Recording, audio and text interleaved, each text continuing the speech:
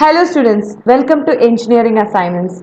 In the previous video we had studied about the difference between traditional programming and machine learning, as well as we dealt with various definitions of machine learning. Today in this video we are going to discuss how machine learns, or the basic components of learning process. Learning process, whether it is a human being or whether it is a machine, can be divided into four components, namely data storage, abstraction, generalization, and evaluation. In today's video, we will be dealing with all these steps as well as the applications of machine learning. So let us start the basic components of the learning process. See, this diagram is showing how these components are interconnected or they are linked together. The first one is data storage. It contains the data. Next one is abstraction. Abstraction consists of concepts and generalization consists of inferences, and finally the evaluation is done. Now I'll be dealing with each and every step in detail. The first one is data storage. It is very important component of the learning process. It mainly deals with storing and retrieving huge amount of data.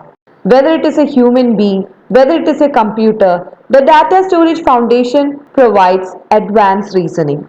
In human beings, we already know that the data will be stored inside our brain and data is retrieved using electrochemical signals.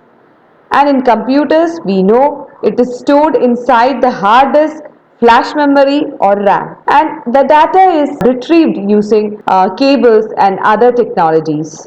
Next we have abstraction. It is a second component of the learning process. The abstraction is a process of extracting the knowledge about the stored data. This involves in providing general concept about data as a whole. The creation of the knowledge involves the application of known models and the creation of new models. So the process of fitting a model into the data is actually known as training. So when the model has been trained, the data will be transformed into an abstract form that will give a summarization of the original information. Next one is generalization. It is actually the third component of the learning process. It describes the process of turning the knowledge about the stored data into a form that can be used or utilized for the future action. And these actions are carried out on tasks that are similar but not identical to those what have been seen before.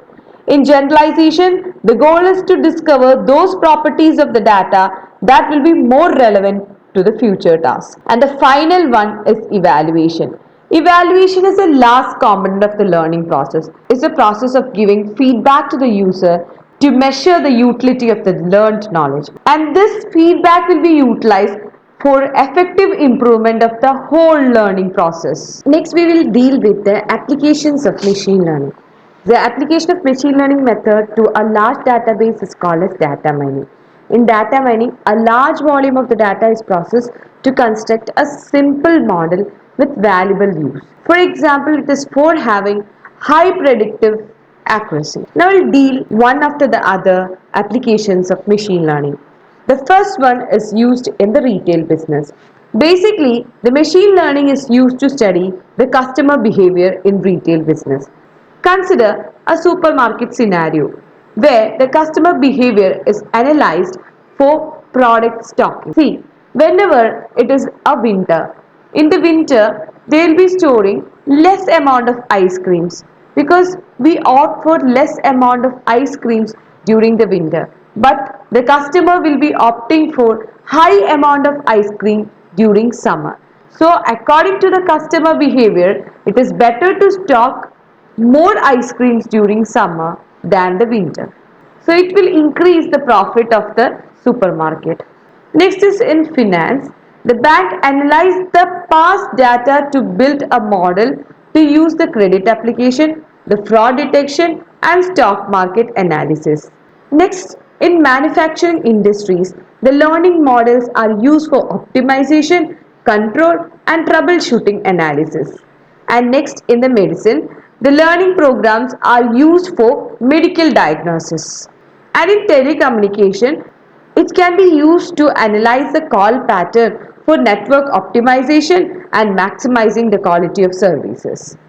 Next, in science, there will be large amount of data in physics, astronomy, biology, and these data can be analyzed fast enough by computers.